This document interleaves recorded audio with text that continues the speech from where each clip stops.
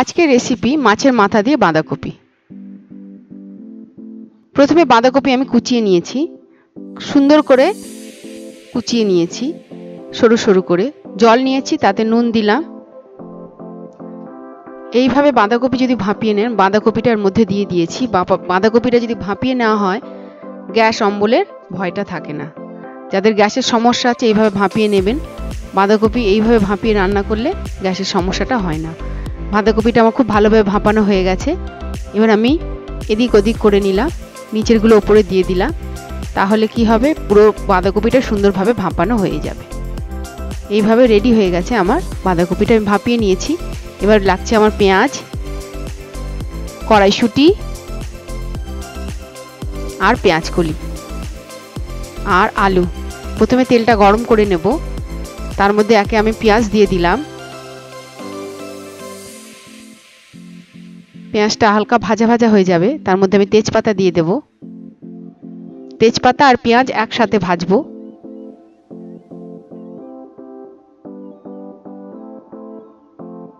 এবার আলুগুলো আমি দিয়ে দিলাম। আলু, তেজপাতা আর পেঁয়াজ একসাথে ভেজে নেব। এইভাবে আলাদাভাবে রান্না করে দেখুন, খুব ভালো লাগবে। আলু আর পেঁয়াজটা খুব ভালোভাবে ভাজা হয়ে গেছে। এর মধ্যে পরিমাণ মতো নুন দিয়ে দেব।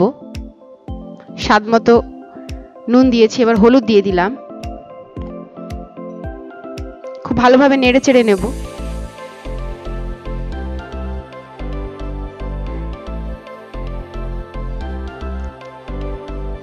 খুব ভালো করে নেড়ে নিয়েছি। আলুটা প্রায় ভাজা হয়ে গেছে। এবার এর মধ্যে আমি পেঁয়াজ কলিগুলো দিয়ে দেব। পেঁয়াজ কলি আলু সুন্দরভাবে ভাজা করে নিচ্ছি। ভাজা হয়ে গেছে। পেঁয়াজ কলিটা একটু পরে দিলাম, যদি একসাথে দিয়ে অনেকটা জল বেরোতে শুরু করবে পেঁয়াজ কলি থেকে, আলুটা একদম কাদা কাদা করে ফেলবে। সেই জন্য আলুটা ভাজার পরে কিন্তু পেঁয়াজ কলিটা দিয়েছি।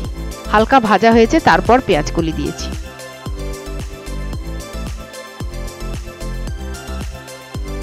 এর মধ্যে কড়াইশুঁটিটা দিয়ে দেব। কড়াইশুঁটি, আলু, পেঁয়াজ কলি সব একসাথে আবার একটু ভাজা ভাজা করব।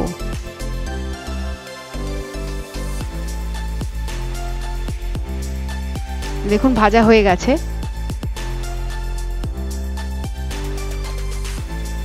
এবার এর মধ্যে আমি বাঁধাকপি যে ভাপিয়ে রেখেছিলাম, সেই ভাপানো বাঁধাকপিটা আমি অল্প অল্প করে দিতে শুরু করব। নাড়তে শুরু করব। বাঁধাকপি কিন্তু যতক্ষণ রান্না করবেন ততক্ষণ তার থেকে কিন্তু জল বেরোতেই থাকবে। তো সেই জন্য বাঁধাকপিটা এইভাবে যদি রান্না করেন, তাহলে বাঁধাকপির স্বাদ হবে দ্বিগুণ। খুব ভালোভাবে এরকম করে এপিট ওপিট করে কষিয়ে রান্না করুন, খুব ভালো লাগবে।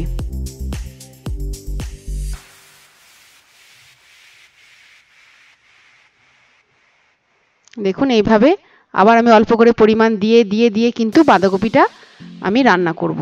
একবারে বাঁধাকপিটা আমি দিইনি, যেরকম প্রসেসে দিচ্ছিলাম এভাবে হালকা হালকা করেই বাঁধাকপিটা দিয়েছি।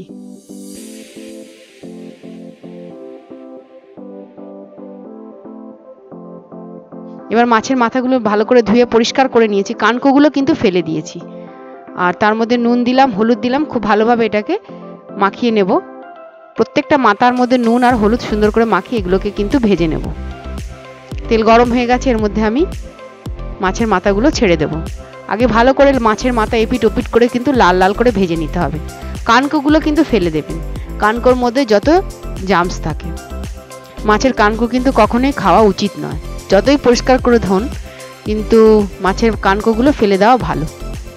এইভাবে লাল লাল করে মাছের মাথাগুলোকে কিন্তু ভেজে নিতে হবে। যদি আপনি আধ ভাজা করে মাছের মাথা দেন, তাহলে কিন্তু একটা কাঁচা স্মেল দেবে, মাছের একটা আঁশটানি গন্ধ দেবে। মাছের মাথা বাঁধাকপি দিয়ে করতে গেলে কিন্তু ভালো করে মাছের মাথাগুলো লাল লাল করে এইভাবে কিন্তু ভেজে নিতে হবে। আমি আগে কিন্তু আলাদাভাবে বাঁধাকপিটা কষিয়ে নিয়েছি, আর মাথাটা কিন্তু আলাদাই ভেজে এটাকে রান্না করব। আর যদি একবারে সব বসান, দেখবেন সারা তরকারিতে খালি মাছের কাঁটাই দেখতে পাবেন। এই দেখুন সুন্দর করে কিন্তু আমি ভেজে নিয়েছিলাম। তেজপাতা দিয়ে দিলাম ওই মাছের মাথার তেলে। পেঁয়াজ দিয়ে দিলাম। পেঁয়াজটা দিয়ে খুব ভালোভাবে কষিয়ে নেব।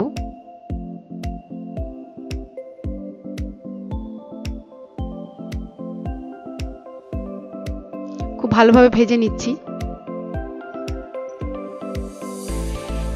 পেঁয়াজটা আমার ভাজা হয়ে গেছে। এবার এর মধ্যে আমি কোচানো টমেটোগুলো দিয়ে দিলাম।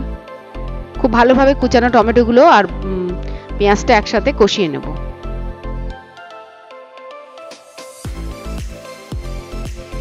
আদা বাটা দিয়ে দিলাম, জিরের গুঁড়ো দিয়ে দিলাম, 2 চামচ জিরের গুঁড়ো, আদা রসুন বাটা আর টমেটো পেঁয়াজ সব একসাথে ভালো করে কষিয়ে নেব। এটা হচ্ছে বাঁধাকপির মশলাটা আমি তৈরি করছি, যেটা মাছের মাথা দিয়ে এটাকে ভালো করে কষিয়ে নিতে হবে।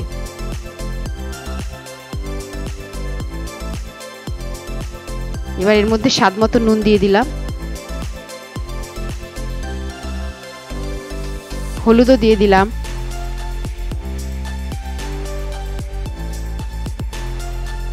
খুব ভালোভাবে কষিয়ে নেব।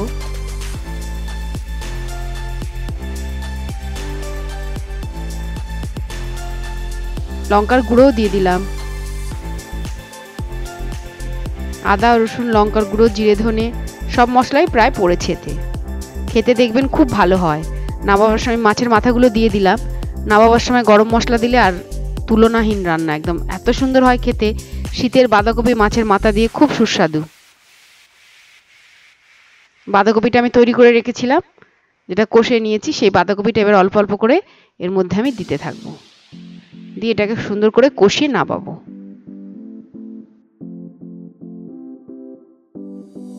খুব ভালোভাবে এটাকে কষিয়ে নিতে হবে। দেখুন এপিট ওপিট করে আমি কষিয়ে নিচ্ছি।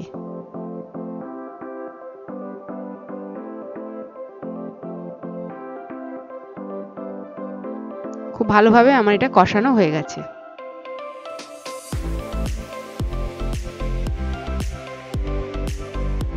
দেখুন খুব সুন্দর হয় এরকম মাছের মাথা দিয়ে বাঁধাকপি, খেতে দারুণ লাগে।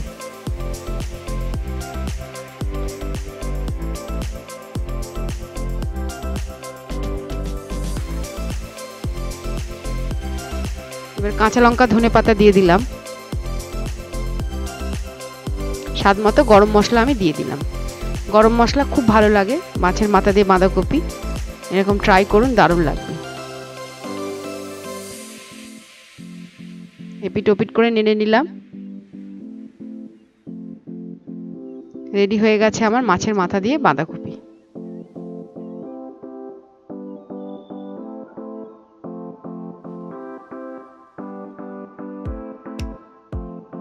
একটা কাঁচা লঙ্কা আমি দিয়ে দিয়েছি।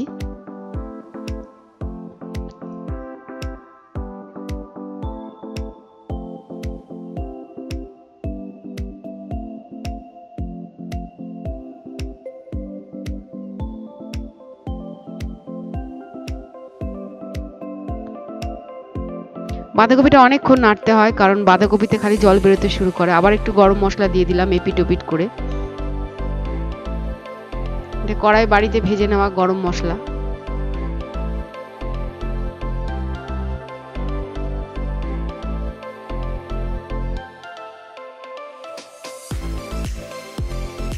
রেডি হয়ে গেছে আমার মাছের মাথা দিয়ে বাঁধাকপি চচ্চড়ি।